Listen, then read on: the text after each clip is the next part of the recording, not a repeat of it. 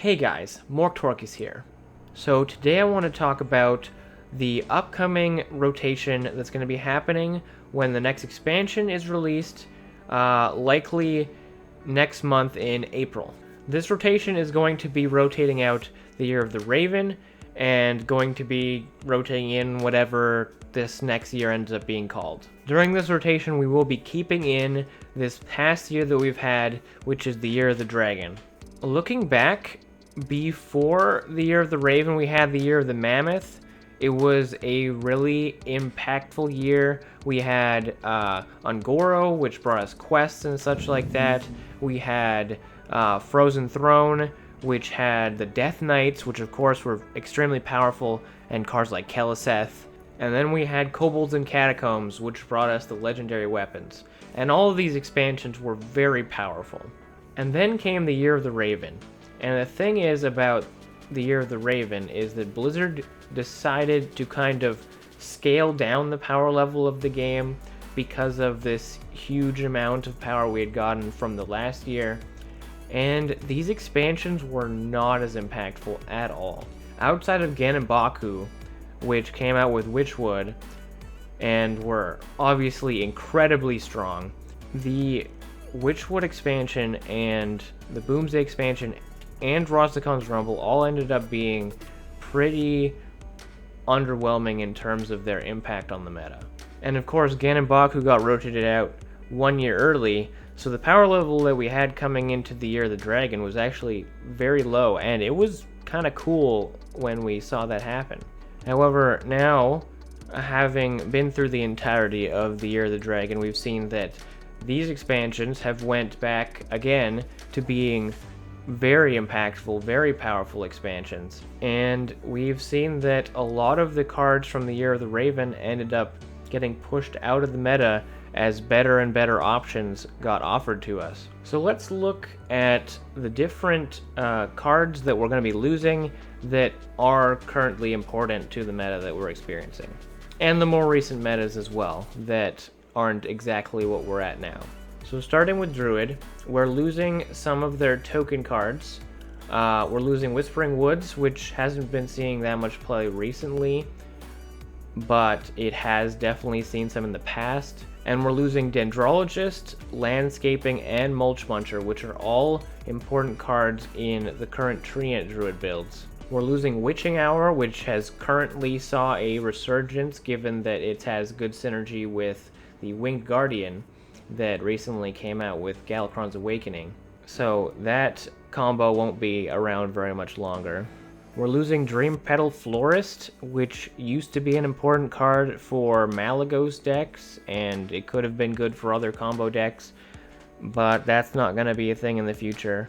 We're losing War Druid Lodi, which is in Quest Druid a lot recently, and is one of the big payoffs in having the ability to have all your choose ones on the same card. This one has a lot of different ones you can choose from. And then two cards that we've just seen in a lot of Druid decks recently is just Ferocious Howl and Fulbidinous Floop, which are going to be pretty rough not having around anymore, but overall, I think Druid will manage. After these losses, I think that Quest Druid will still be mostly intact. They're losing a few things, but I think they'll definitely still be able to work. Token not having those Treant cards might be a little bit too much for them, but I think it's possible to kind of divert it in a different direction and be less Treant oriented in the future, but we'll see how that works out. And Embiggen Druid is a big deck right now. It's really only losing Ziliax, which is obviously a neutral card. But otherwise, it's mostly going to be exactly the same, so I think Embiggen Druid will be around for sure. And Druid also still has their crappy heal package that they've had for a while. That might end up becoming a thing if we end up getting more synergy for that in the future. Onto Hunter, they are losing their mech package, as is every class that cared at any point about any mechs. The mech cards that they're losing are the Fireworks Tech, the Venomizer, and the Spider Bomb. We haven't seen Mech Hunter be a thing lately, but it has been a thing in the past, and it's gone now, along with every mech that came with Boomsday. And they're losing their mid-range package, which is with Dire Frenzy, Zul'jin, and Master's Call. And though we haven't seen mid-range Hunter be around lately, those have been core to it throughout the year. And it's the way that you fill your deck with those beasts and then bring them back and get lots of value off of the Zul'jin as well. Quest Hunter is losing Halazi the Lynx, but that's pretty minor compared to the amount of things that they're keeping, so I think Quest Hunter will continue to be fine. And they're also losing some pretty solid cards like Springpaw, Rat Trap, and Houndmaster Shaw. But despite that, Highlander will be fine. They have tons of options. They still have Dragon Hunter, that'll be around. Like, all of those cards ended up coming up about very recently, so they'll be fine. And even if we are losing the current version of Mid-Range Hunter always comes back. I think if we wait around, they'll eventually print stuff that'll make it happen again. On to Mage. Mage, obviously their main deck right now is Highlander Mage, and they are losing a few cards that you find in Highlander Mage.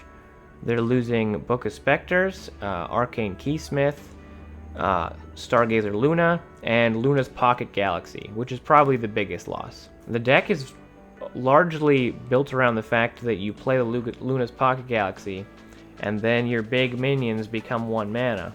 So they might have to change their deck a decent amount to make it shift in a different direction. They do still have some big spell synergies, and we've seen Highlander decks lean more towards that in the past, so maybe we'll go towards that instead with like Naga Sea Witch and stuff like that. They're also losing Elemental Evocation, which kind of crushes the Cyclone Mage idea. Even though Cyclone Mage hasn't been performing great recently, it's kind of hard to make it happen when you can't make the Cyclone cost 0. That's been pretty important, but it could still possibly work, you never know. They're also losing some Elemental synergy cards and some Hero Power synergy cards, but neither of those have been relevant recently.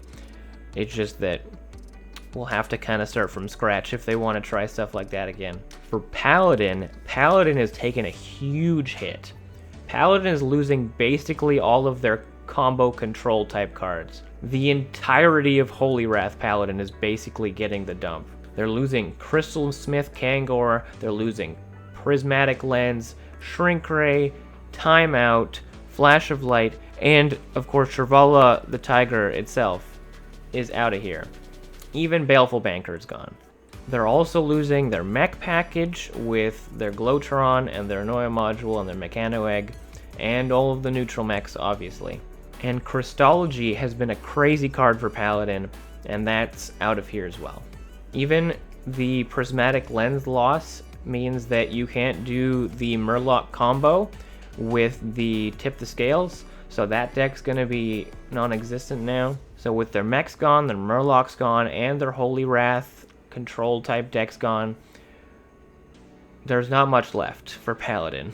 They still have their quest, so that you can do quest Paladin, but a lot of the stuff was also mech related, so that's probably not going to work. You might have to try something new there. Highlander Paladin and Pure Paladin might find a way to become stronger and break into the meta soon, given that those things are still going to be around for sure.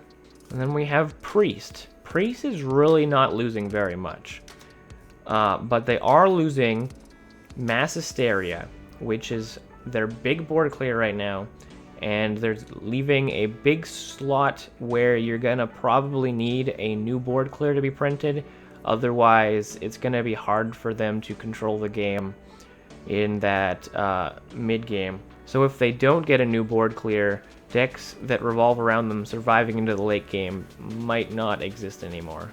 They're also losing Xeric's Cloning Gallery, which is pretty important to Res Priest, but I think that they will be able to find a way to survive and continue to do Res Priest. It's just that it won't be nearly as consistent without that Cloning Gallery.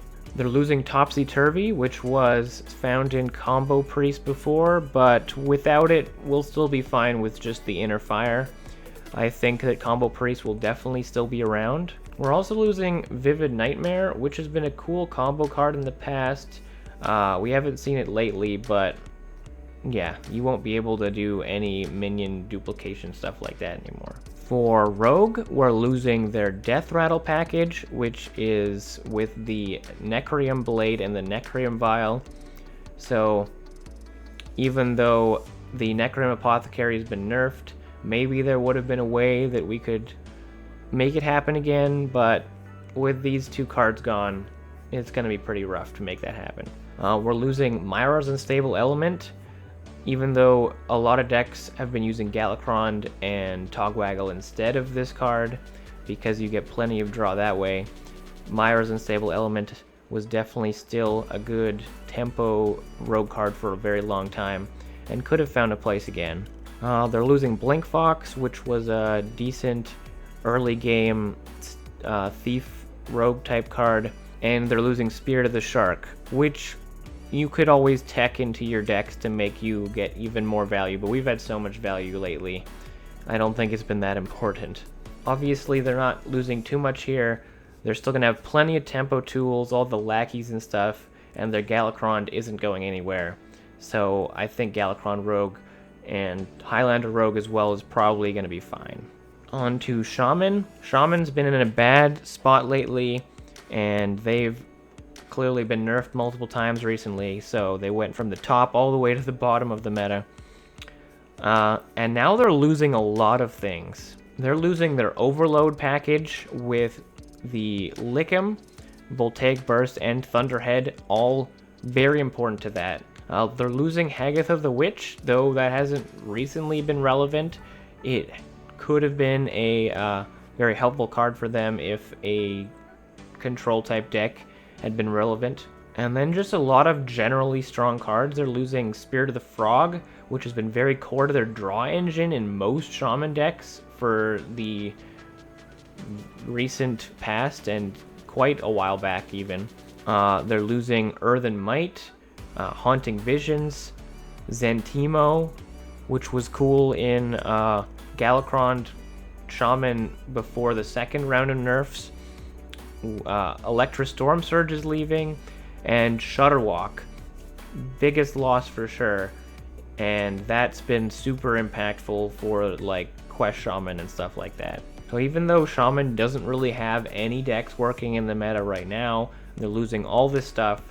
They do still have their Murloc package, so maybe we can have a Murloc Shaman come back into the meta. They still have their Galakron, though it's quite weak from all the nerfs. Maybe there was still a way that it could come back. They still have their Quest. Without Shutterwalk, it'll be a little rough, but if there's enough good battle cries, they can definitely still make a deck out of that. And they still have some pretty good control tools, so maybe if things go that way, they'll be able to make a control Shaman of some sort. Then for Warlock, honestly, I could only find 3 cards that really mattered that are leaving. They're losing Lord Godfrey, which has been great in all of the slower Warlock decks as great board clear, and they're losing Solarium and Grim Rally, which have been good zoo cards in the past for sure. Given that they're losing so little that really matters, they're going to be looking very similar in the future. So we'll be continuing to see Galakron decks, either of the zoo variety or the more hand-related variety. And while they don't have high win rates, the Quest, plot twist type decks will still be around. Definitely still something that people can do if they so choose to. And then we have Warrior. Warrior's getting hit pretty hard. Warrior is losing their Dragon package with Dragon's Roar, Smolder Thorn Lancer, Warmaster Voon, and Emberscale Drake. This Dragon package has been seeing play in Highlander Warrior recently, but that's not going to be a thing anymore. And no real Dragon Warrior of itself ever really came about, even with all this extra Dragon stuff from Dragon's Descent. It never really became a thing. We're also losing the Control package that's been core to Control Warrior. that includes Warpath, which is great board clear, Dr. Boom Mad Genius, basically the reason the deck even exists, giving all the mechs rush and stuff, and all those mechs are gone too anyways. Omega Assembly is gone, Weapons Project is gone, Dynamatic and Super Collider also gone. And we're losing both of their incredibly powerful 1-drops in the Town Crier and Eternium Rover, both being very core to Warrior for the last couple years now. Obviously, the current Control Warrior type of package is totally gone. The Highlander Warrior that we have right now is not going to be able to exist. We might see a different version of Highlander Warrior, or even a different version of Control Warrior with the new cards, but the current iteration is not going to be sticking around. But we do still have Pirate Warrior, though not many people have been playing Pirate Warrior recently. The cards are mostly still there, and Galakron Warrior is obviously still a thing. Without the Town Crier, it hurts a little bit, not being able to pull your rush minions out, but they'll find a way, I'm sure. In terms of neutral cards we're losing, as I've said already, the mechs are gone. That includes Snip Snap, that includes Ziliax. Those have been really core to so many decks right now, and we're gonna have to find replacements for that somehow.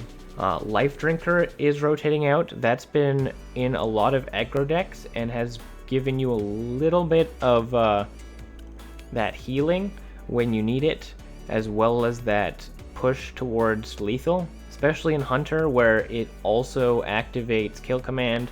That's going to be a decent loss there. We're losing Subject 9, which has been a cool secret synergy card, not recently seen because we've kind of went away from the secret stuff, but it would be cool if it was still around, but we're not going to have it anymore.